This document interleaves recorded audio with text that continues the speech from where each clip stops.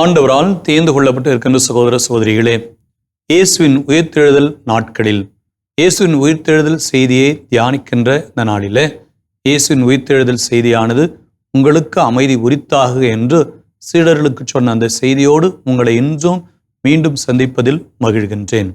அன்புக்குரியவர்களே, இன்றைய நாளிலிருந்து ஒரு சில நாட்கள் யோவான் நற்செய்தி 6ஆம் அதிகாரத்திலிருந்து ஒரு சில செய்திகளை தியானிக்க இருக்கின்றோம். 6ஆம் அதிகாரம் மீண்டுமாக இயேசுவின் மேன்மையையும் இயேசு விண்ணகத்திலிருந்து கொண்டு வந்திருக்கிற மாபெரும் கொடை, அவர் தன்னையே நமக்காக தருவது, அவரது உடலை பற்றிய புரிதலையும், அவர் அப்பங்களை பலுக பெருகச் செய்து மக்களுக்கு உணவளித்ததையும், அதன் தொடர்ச்சியாக அவர் வெளிப்படுத்துகின்ற செய்திகளையும் நாம் ஆழமாக தியானிக்க இருக்கிறோம். அன்புக்குரியவர்களே, இயேசு கலிலேயா கடலை கடந்து மறுகரைக்கு செல்லுகிறார். அது திபேரியா கடல். அந்த கடல் பகுதியில உடல் நலமற்றிருந்த மக்களை அவர் குணப்படுத்துகிறார். இயேசு செய்த அரும் அடையாளங்களைக் கண்டு மக்கள் பெருந்திரளாக அவரிடம் வருகிறார்கள். அப்பொழுது யூதருடைய பாஸ்கா விழாவும் அண்மையில் வர இருக்கிறது. அங்கு இயேசு மலை மீது ஏறி அமர்கிறார். எண்ணற்ற மக்கள் இயேசுவை பின்தொடர்கிறார்கள்.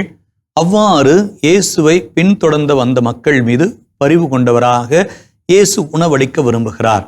இங்கு ஒரு சில வார்த்தைகளை கவனியுங்களேன். இயேசு நிமிர்ந்து பார்த்து பெருந்திரளான மக்கள் அவரிடம் வருவதைக் கண்டு, இவர்கள் உண்பதற்கு நாம் எங்கிருந்து அப்பம் வாங்கலாம் என்று கேட்கிறார். இது எப்படி அவர் யாரிடம் கேட்கிறார் என்பதையும் கவனியுங்கள்.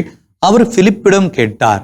அவ்வாறு கேட்கிற இயேசு தாம் செய்ய போவதை அறிந்திருந்தும் அவரை சோதிப்பதற்காகவே இக்கேள்வியை கேட்கிறார் என்கிறது விவிலியம். சோதித்தல் என்கின்ற வார்த்தை நாமோ நினைக்கிற மாதிரி தான் இருக்கணும் என்பது கிடையாது. விவிலியத்தில் வருகிற அந்த வார்த்தை இது ஒரு இலக்கிய பாணி.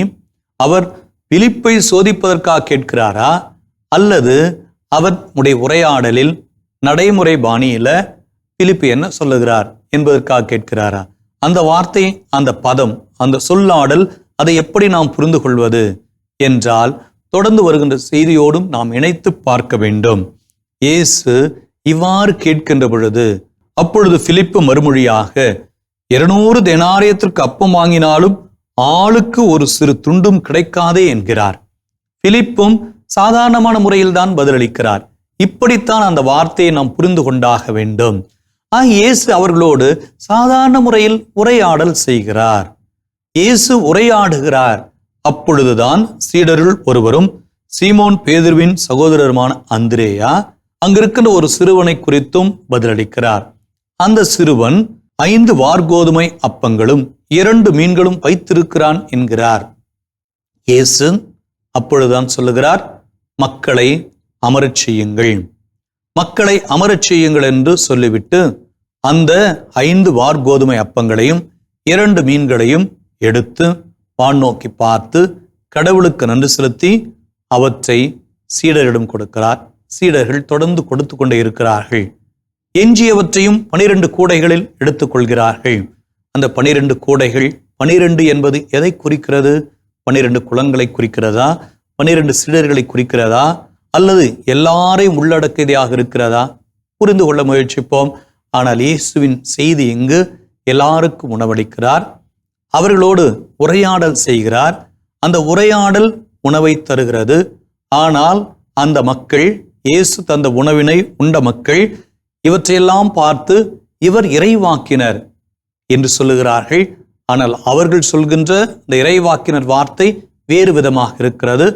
தன்னை பிடித்து சென்று அரசராக்க போகிறார்கள் என்பதை இயேசு உணர்ந்து அங்கிருந்து மீண்டும் தனியாக மலைக்கு செல்கிறார். தனியாக மலைக்கு செல்வது இறைவேண்டல் செய்வதற்காக. அன்புக்குரியவர்களே, இந்த நாளின் செய்திகளை நாம் என்ன எப்படி முன்னெடுக்கப் போகிறோம்?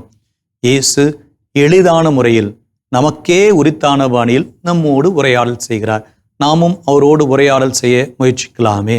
உரையாடலானது தன்னோடு வந்திருக்கிற மக்களுக்கு உணவினை தர இயேசு முயற்சித்தார். நாமும் நம்மோடு இருக்கின்ற மக்களுக்கு உணவினை தருகின்ற பொழுதாவது முகமலர்ச்சியோடு இறைவேண்டல் செய்து உண்ணுவோம். இந்த புரிதலோடு இன்று ஆண்டவர் இயேசு உங்களுக்கு அமைதியை தந்து, ஆசிரை தந்து, நீங்கள் உண்கின்ற உணவின் வழியாக உங்களுக்கு மேன்மை அளிக்க வாழ்த்துகிறேன், ஜெபிக்கிறேன். ஆமேன்.